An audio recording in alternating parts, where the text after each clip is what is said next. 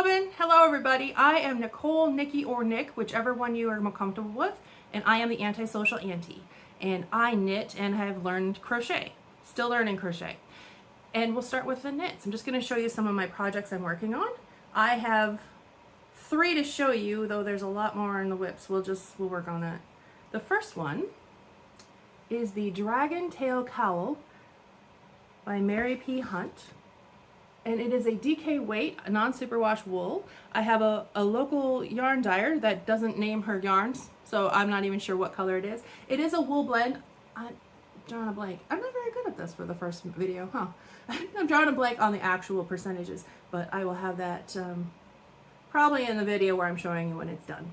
Anyway, so this has been interesting. I've never worked from a chart before, and that's all this is. It just describes how to do it and then puts the chart in.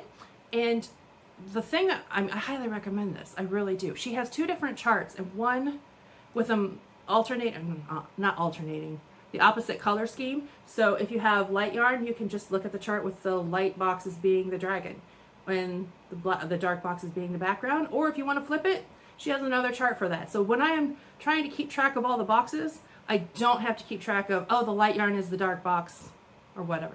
Everyone should have that. Everyone should have that. And this is about 2/3 done. So I should have this finished by the next time I record for knit, which I think will probably be every 2 weeks, to make sure that I have enough time. And then I grabbed my oldest WIP. This one's been on a journey. This one has been on a journey. So this is from a Mary Maxim kit that I bought, and I'm not 100% sure when, but I know the pattern was published for the snowman in 2009. Yeah, 2009. When I was first working on the body, and I've never used snowflake yarn before. It doesn't exist anymore, but I've never tried this yarn, and with such tiny needles, I screwed up and then I couldn't fix it. So I just cut and went on and then ran out of yarn. When I moved out to Seattle in 2012, there was a lady who said, oh, I see that yarn at the quilt shop, because I didn't know to look for yarn at quilt shops. No, whatever. Anyway, so I did find the yarn and I finished it, and that was in 2012, 2013, and I even got the pieces together, and I haven't sewed them up. I have plenty of yarn. Every July, I go through all of my WIPs and frog or finish, and that's it, because in July, I don't care as much because it's hot, and so all those things of being cold, so I want to make all of the things, it doesn't work in July. I've been brutal, and this thing has survived. And I have kept it, I didn't throw it out, since 2009 or 10 when I got the kit. But this one I am going to be working on. I'm going to finish, and the next time I do a knit video, this will be done. Thank goodness. And then I'll give you one more that I've been working on. This is a long-term project a lot of people are working on. It's a jelly roll blanket. Mine happens to be a memory jelly roll blanket. I am using scraps from all of my other projects that used fingering weight yarn. And the jelly roll blanket is by K.F. Jones. That's who is the designer. And because it is all my fingering projects, it is going to be delightfully chaotic. Brights and darks and variegated and speckled and all of the things. All of the things. This first chunk was a countdown to Halloween, which is why the nice neon bright colors. Then I do have a shawl. I made a cowl with that, just a very standard linen stitch cowl. And then this here is, I have it on backwards. No, that's right. So this here is a shawl that I made, the only shawl that I have so far. And then we started with these colors here. It's from my temperature blanket that I made 2 years ago. A year and a half ago, maybe. No. A year ago. 2023, but it was finished. I did a historical one. I started in October of 2023 and finished it in February of 2024. So yeah, 1 year ago.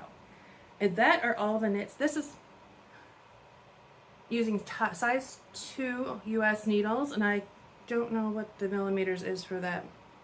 I'm sorry, this doesn't say it. So that is that, very quick with the knits. I started learning crochet. I fourth attempt of learning crochet, and this last July, I'm like, nope, committing, doing it. Started with washcloths because I tell everyone when they're knitting, make washcloths because if it's crappy, just scrub something with it. It's no big deal. And I'm gonna have to put pictures up because I have been scrubbing with them. Did a single crochet, half double crochet, and a double crochet, and I did 2 of each using 2 different hooks so I could figure out which one I like better. The clover hooks are nice. Also, Bates, yeah, the old ones from the 70s, 80s, from forever ago. I had some of those, and those were pretty good too. So there are some that I can't use. I've tried wooden ones and yeah, but no. So I did try those, and then I talked to Robin from Knotting Hook Crochet and asked her what she thought would be the next step. She went, bees. Here's a pattern. It's free on Instagram. Like, great. So I did do my first bee and then remembered, oh, people do yarn under with bees. And these bees make great cat toys. You notice I do not have any wings on them because I couldn't be bothered. It was with scrap yarn, 4-weight acrylic wool blend, and I could not get the yarn under at all until it clicked that knitters can use either hand to hold the yarn.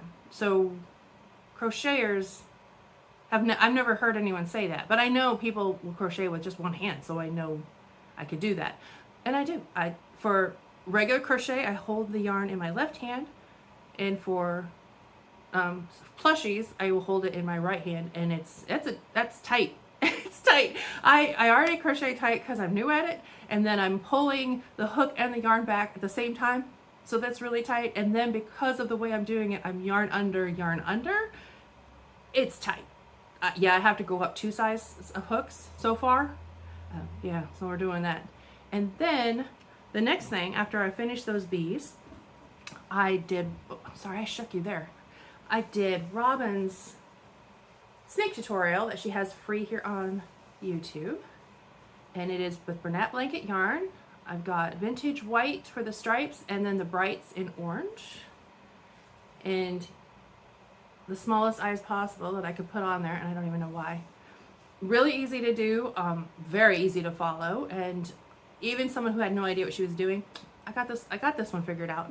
Then I decided to try with, I'm drawing a blank on her name, and I am so sorry. She has a YouTube video where she's doing a ladybug, and it has how to make the stripes to where, the color changes to where you don't have the jags.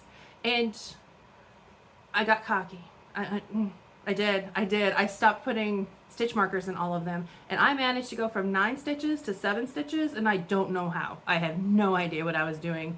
I don't see any skips or anything, but I'm good like that. I am. This one will probably go to someone's cat again, because great cat toys, just like the bees. Great cat toys. They love those things. Just spray them. And then after I gave up on that snake, I moved on to Robin's Axolotl, and it's here somewhere. I saw it.